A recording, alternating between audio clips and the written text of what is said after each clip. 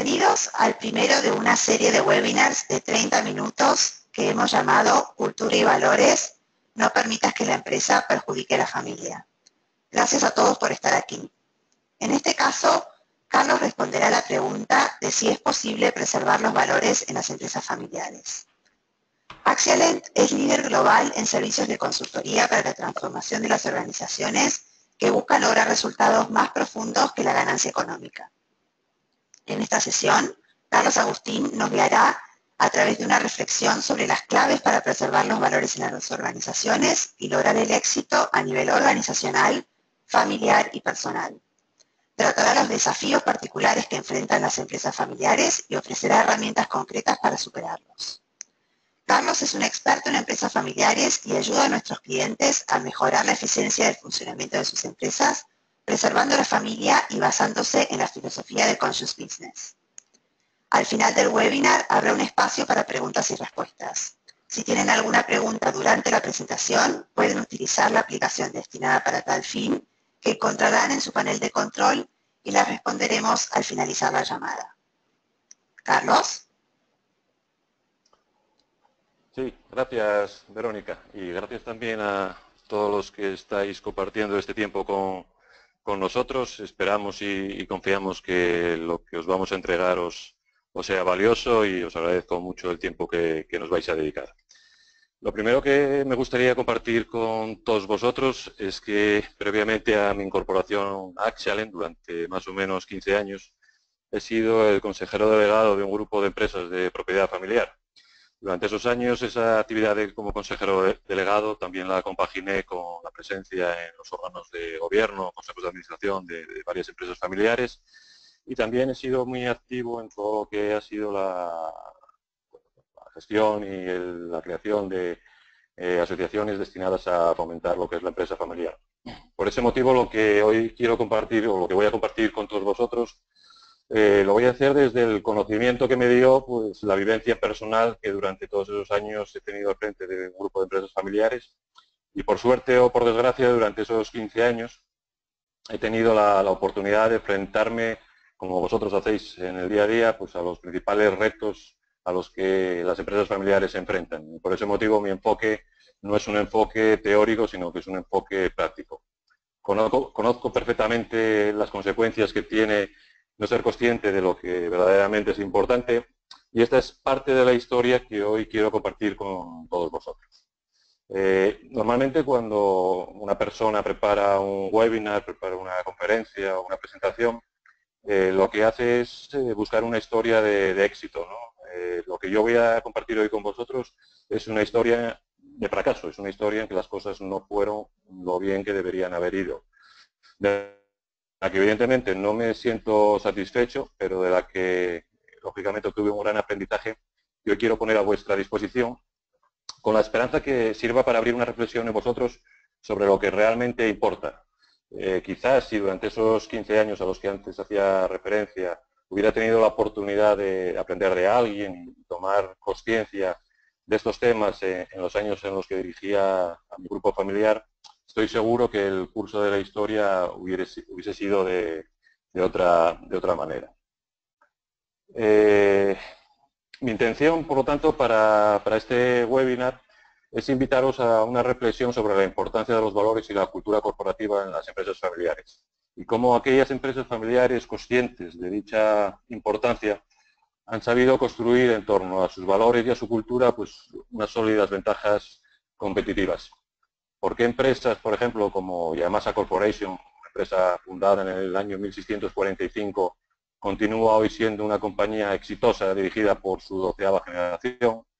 ¿O por qué, cuáles son las claves por las que Zeiss o Lambert, después de 326 años de historia, es capaz de mantener una posición de liderazgo en Japón dentro de un sector tan competitivo como el de los materiales de construcción y rehabilitación de edificios?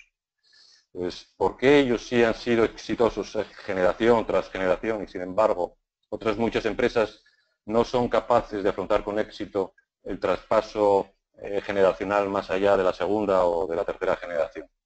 Por lo tanto, mi objetivo es efectivamente hablar de algo quizás, vamos a decir que poco tangible, pero muy sólido, como son los valores y la cultura. pero siendo conscientes que a través de ellos podemos conseguir un impacto en el negocio y lo que todavía creo que es más importante, fomentar el vínculo familiar y el bienestar y felicidad de las personas que forman parte de la empresa familiar.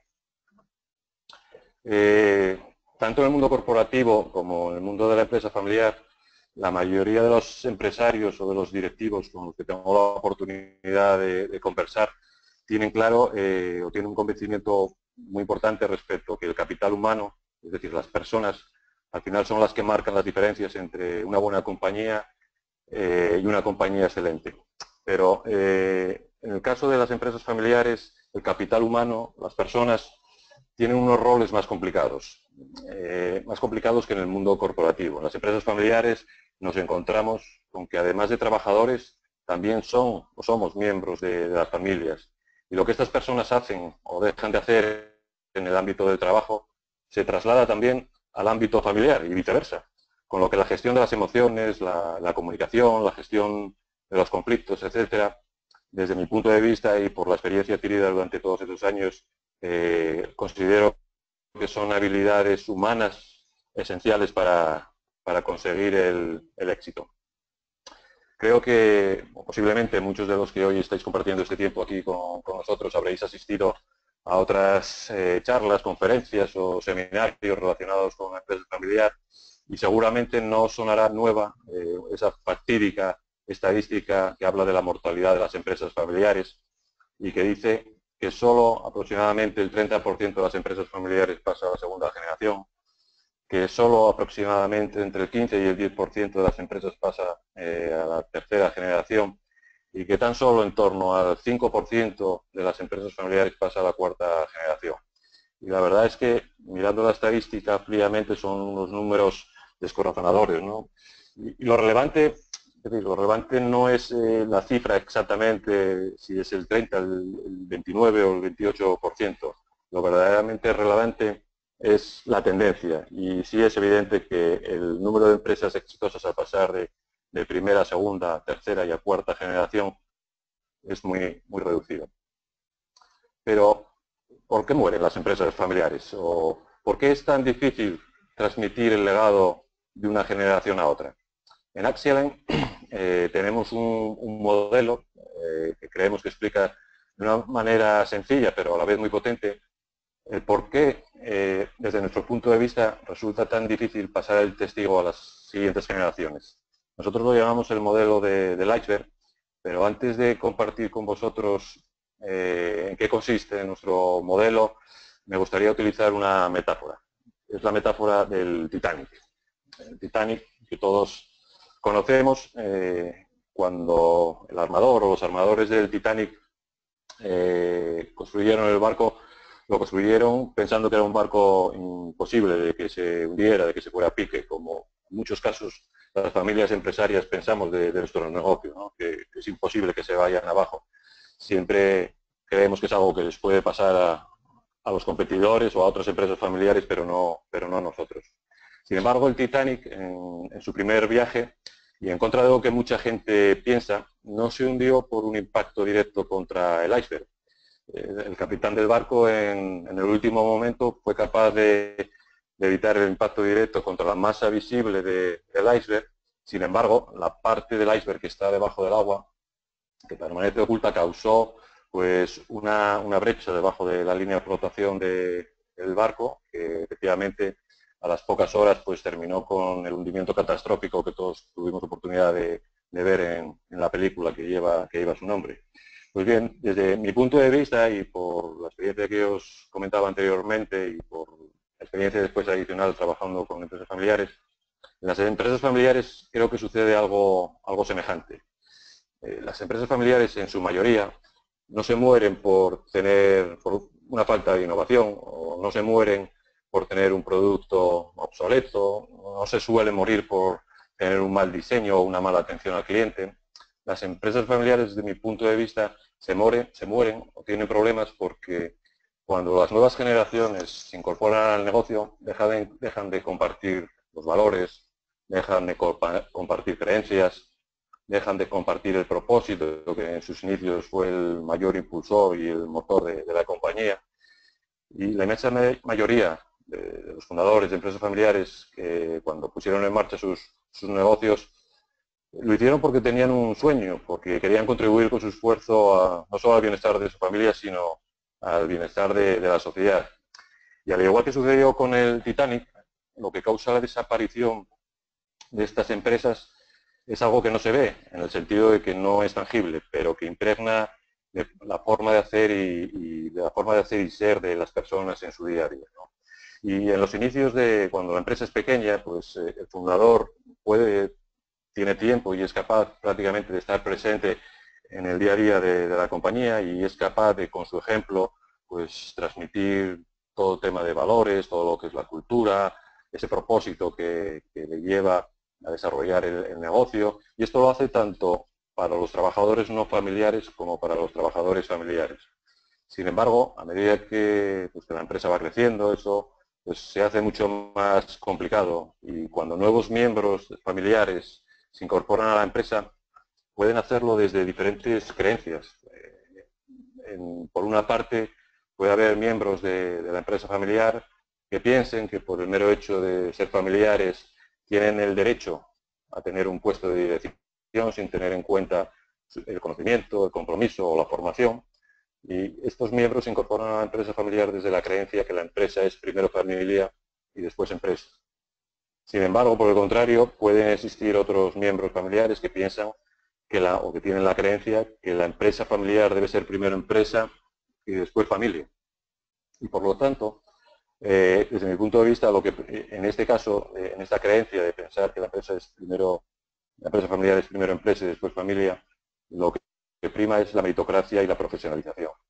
En definitiva, lo que sucede es que los miembros familiares, fruto de esas diferentes creencias, empiezan a dedicar más tiempo a discutir entre ellos que a pensar en el propio negocio. Y fruto de conflictos larvados y de conversaciones pendientes, pues las relaciones empiezan a deteriorar y merma la confianza.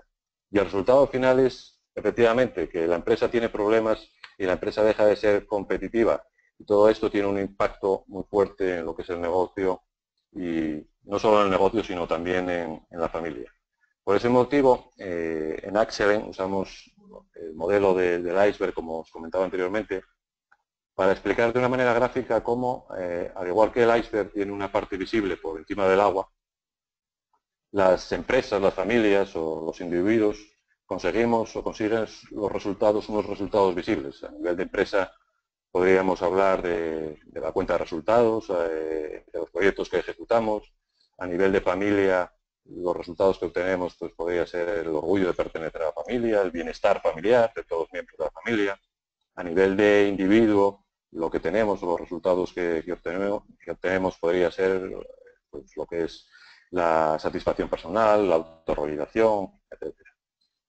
Sin embargo, de la misma manera que la parte visible del iceberg no es la más importante, que es la parte que está debajo del agua, en las empresas o en las familias existe algo más que nos hace conseguir los resultados que obtenemos. Las empresas pues desarrollan procesos, sistemas que contribuyen a conseguir esos resultados. Las familias y los individuos desarrollamos comportamientos gracias a los cuales obtenemos resultados, comportamientos como la manera en la que nos comunicamos, cómo gestionamos los conflictos, la manera en que los miembros de la familia se comprometen. Son comportamientos esenciales, sin duda, que van a influir en los resultados que obtenemos. Pues bien, en Axelen lo que tratamos de ir es un poco más profundo. En Axelen tenemos la creencia que si los resultados que tienes son malos o simplemente son resultados que deseas mejorar, donde tienes mayor capacidad, donde tienes mayor apalancamiento para conseguir ese cambio de manera exitosa y sostenible en el tiempo, es focalizándote en la base del iceberg, que es donde residen los valores, las creencias limitantes que hacen que percibamos la realidad de una determinada manera, el propósito, lo que llamamos modelos mentales, es decir, la forma en que las personas miramos el mundo que nos rodea. Y al igual que la parte invisible del iceberg fue la que causó la brecha en el casco del Titanic y que terminó con su hundimiento, desde nuestro punto de vista, la falta de creencias compartidas entre los miembros de una familia, la falta de valores compartidos, la falta de un alineamiento en torno a un propósito noble que vaya más allá de la generación de beneficio, provoca de forma lenta pero constante un deterioro en la familia que termina impactando en el negocio y que pone en riesgo la continuidad de la familia y la relación entre los diferentes miembros. Y precisamente ahí, en la base del iceberg, es donde radica, desde nuestro punto de vista, la principal ventaja competitiva que hace de muchas de las empresas familiares que están o operan en cualquier país, pues empresas que ocupan puestos de liderazgo dentro de los sectores en los que operan, ¿no? Aquellas empresas familiares que son capaces de actuar alineadas en torno a unos valores y una cultura, son capaces de conseguir que las personas estén 100% comprometidas. Y son empresas en las que los trabajadores, y cuando hablo de trabajadores me refiero tanto a los familiares como a los no familiares, están dispuestos a trabajar por algo más que lo que es el cheque de fin de mes. Están dispuestos a trabajar porque sienten que con su trabajo están contribuyendo a algo que trasciende al aspecto económico, ¿no? Son muchas las empresas que podríamos poner de ejemplo, pero por citar una me gustaría resaltar una empresa española del sector vinícola, fabrica vinos con denominación de origen de La Rioja, que es la familia Vivanco, que son un claro ejemplo de una empresa exitosa en cuarta generación que ha sido capaz de crear en torno a la cultura del vino pues una tradición y han sabido nuclear en torno a ella todos los valores de la familia. Y hoy por hoy, en el mundo globalizado en el que vivimos, está hipercomunicado, las ventajas competitivas no tienen la misma sostenibilidad en el tiempo que lo podrían tener hace relativamente poco tiempo. Si no, basta con preguntarse cuánto tardan los competidores en copiar una ventaja competitiva que esté basada en el precio. Bueno, pues lo que pueden tardar es horas prácticamente, ¿no? El tiempo que una empresa ubicada en China o en África o en cualquier otro país vea nuestro catálogo con los precios en Internet y esa ventaja competitiva inmediatamente se viene abajo. O ventajas competitivas que estén basadas en el diseño. Probablemente sean ventajas que sean sostenibles en el tiempo durante algo más de tiempo, pero también el mundo hiperconectado en el que vivimos hará que en cualquier parte del mundo tengan acceso a ese diseño, tendrán que hacer ciertas pruebas, pero también al cabo de semanas, de meses, podrán estar en disposición de haber copiado esa ventaja competitiva. Incluso ventajas competitivas en el pasado mucho más fuertes y duraderas en el tiempo, como son ventajas competitivas basadas en la tecnología, hoy por hoy también es muy factible replicarlas en un espacio de tiempo muy corto porque prácticamente la tecnología está al alcance de todo el mundo y con unas barreras económicas mucho menores que hace años. Entonces, la reflexión que hacemos nosotros es que la verdadera fuente de ventaja competitiva es la que está basada en las personas. Porque la única manera, ni siquiera otras empresas que quieran, para copiar una ventaja competitiva que esté basada en las personas, ni siquiera valdría con que otras empresas fichen a esas personas, porque en nuestra experiencia trabajando con empresas de todos los sectores y de todos los tamaños y en diferentes zonas geográficas, lo que nos encontramos es que tienen que darse dos condiciones. Una es, efectivamente, que las personas tengan las capacidades y los conocimientos necesarios, pero también esas personas tienen que tener la capacidad de desarrollarse dentro de un entorno que permita el fomento de esas ventajas competitivas. Y por eso, y conectando con lo que os comentaba al principio cuando os hablaba de mi historia personal, mi historia personal tiene que ver un poco con todo esto. Yo he vivido en primera persona qué es lo que sucede cuando se produce una falta de alineamiento en torno a los valores, en torno a la visión, al propósito. He vivido la ineficiencia y la ineficacia de gestionar una empresa en la que unos miembros de la familia consideran que la empresa debe ser primero familia y después empresa, frente a otros que consideran que debe ser primero empresa y después familia. He vivido en primera persona cómo conversaciones difíciles, conversaciones que puedes tener con un hermano, con un primo, con un sobrino, desde modelos mentales arrogantes, solo provocan la ineficacia desde el punto de vista del negocio, el desgaste desde el punto de vista personal y el enfrentamiento y las disputas desde el punto de vista de la familia. Y también he vivido, como no, el conflicto como una dinámica y como tal dinámica, desde mi punto de vista, es algo que debemos aprender a gestionarla.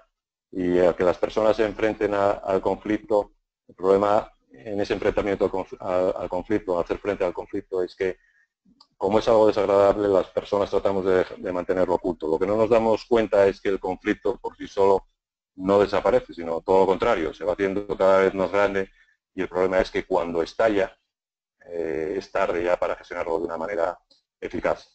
Y desgraciadamente para mí, por lo que os comentaba al principio, cuando yo tuve que hacer frente a muchos de estos retos en mi caja de herramientas, pues hoy me doy cuenta que no disponía de todas las herramientas necesarias. Sin embargo, ahora tengo la certeza que si en aquellos momentos, no solo yo, sino también el resto de los miembros familiares, hubiésemos tenido las mismas herramientas, hubiésemos conseguido unos mejores resultados en las tres dimensiones, o en tres dimensiones que llamamos en Axel.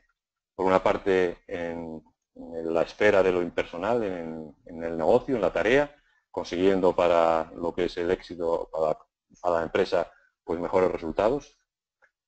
Hubiésemos conseguido también mejores resultados en la esfera de la familia, puesto que hubiésemos fomentado de una manera más exitosa y más fuerte lo que son los vínculos y el bienestar familiar. Y también, desde luego, en lo personal, pues consiguiendo pues, felicidad frente a frustración, consiguiendo una mayor autorrealización. Estas tres dimensiones que tenéis o que podéis ver ahí en la pantalla es a las que en Excellent llamamos el triángulo de efectividad.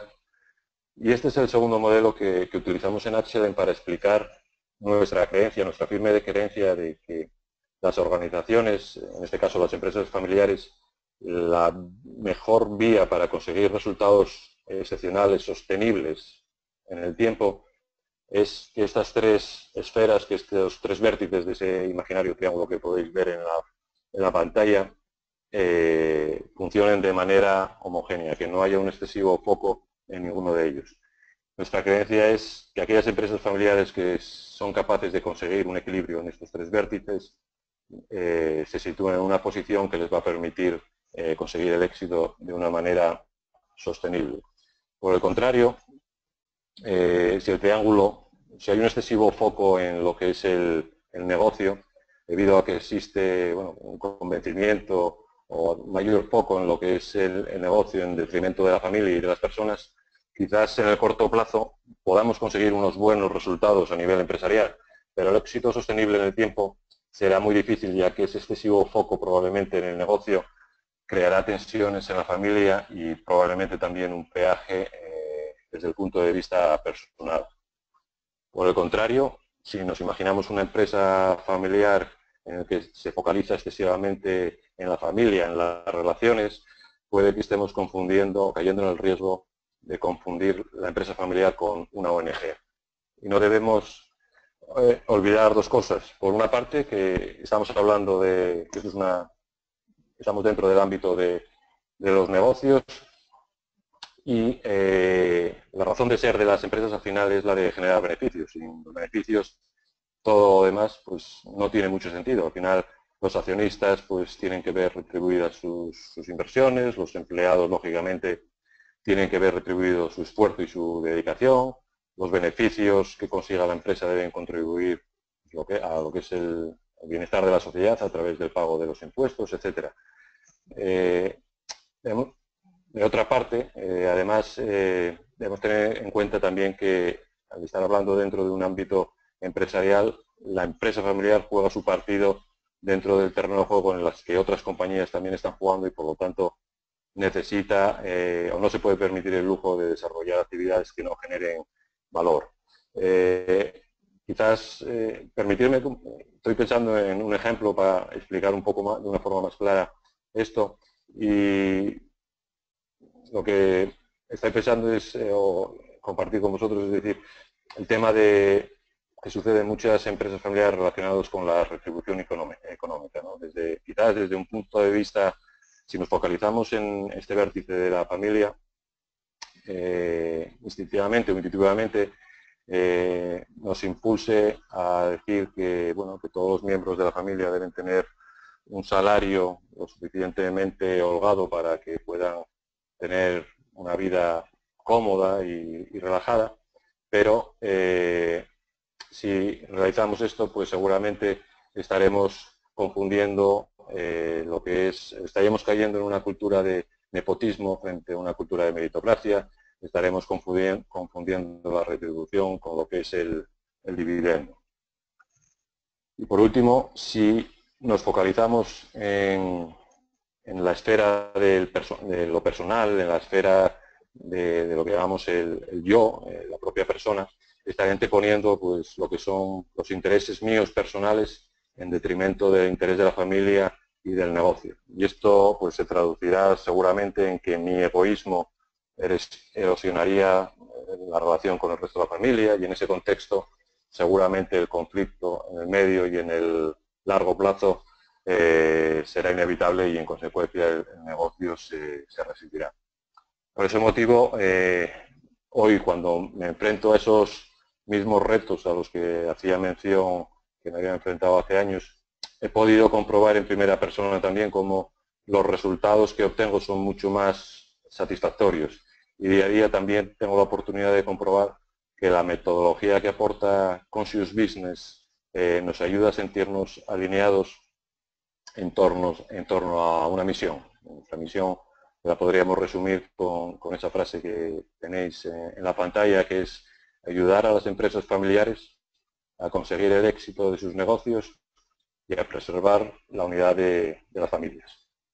Y me gustaría terminar este webinar con dos invitaciones. Por una parte, aquellos empresarios familiares que nos estéis escuchando, pues, y que lo deseéis, invitaros a tener una conversación con nosotros, simplemente una conversación, para lo cual podéis contactar conmigo directamente a través del correo electrónico que tenéis ahí en la pantalla o a través de nuestra web. También tenéis oportunidad de contactar con vosotros. Y por otra parte, reiterar el ofrecimiento que al principio del webinar hizo Verónica, en el sentido de invitaros a realizar cualquier tipo de pregunta que queráis compartir con nosotros y con el resto de los asistentes. Y no quería robaros más tiempo, más o menos es el tiempo que teníamos programado, de una media hora para este espacio de compartir con vosotros mi historia, y a partir de ahora pues abierto a las preguntas que puedan surgir. Así que Verónica, no sé Sí, cómo está el tema de las preguntas. sí, muchas gracias, Carlos. Tenemos un par de preguntas. La primera es, ¿cómo recomiendas introducir este tipo de conversación en la empresa familiar? Gracias, Verónica. Bueno, estos temas de cómo introducir este tipo de conversaciones en la empresa familiar es un factor crítico, y lo que nos encontramos en muchas ocasiones cuando estamos hablando con empresarios familiares es que los fundadores o la generación que está al mando de la empresa en la generación que corresponda, muchas veces tienen la sensación de que van a ser inmortales, que van a estar ahí toda la vida. Y la verdad es que cuando tú hablas con ellos de estos temas, les resuena, o sea, te dicen que sí, te dicen que consideran que es importante, pero como ellos piensan que ellos van a estar ahí toda la vida, consideran que es importante para otras empresas familiares y no para ellos. Entonces, desde mi punto de vista, este tipo de conversaciones se tienen que introducir con muchísima transparencia. Tiene que estar muy claro cuáles son los objetivos que se persiguen al final del viaje que se pretende iniciar. Tienen que ser conversaciones en las que deben participar los miembros significativos de la familia, y cuando hablo de la familia hablo en extensión. No solo considero que es importante que estén los miembros de la familia que trabajan en la empresa familiar, sino otros miembros que quizás no están en el día a día del negocio, pero que tienen mucho que decir en este tipo de conversaciones. Pueden ser personas que están solo en el Consejo de Administración, pueden ser incluso familiares que no están ni siquiera en el Consejo, ni en la familia, ni en la empresa, en el día a día de trabajo, pero tienen vínculos familiares estrechos con las personas que sí lo están. Entonces, creo que lo fundamental es plantear un proceso, una conversación de forma muy transparente y sobre todo también es muy importante yo antes en el webinar hacía mención a la caja de herramientas, ¿no? Y mencionaba el tema de las conversaciones y de cómo en conversaciones entre miembros familiares, cuando mezclas familia, mezclas trabajo, la tensión en muchas ocasiones y las emociones están a flor de piel. Es importante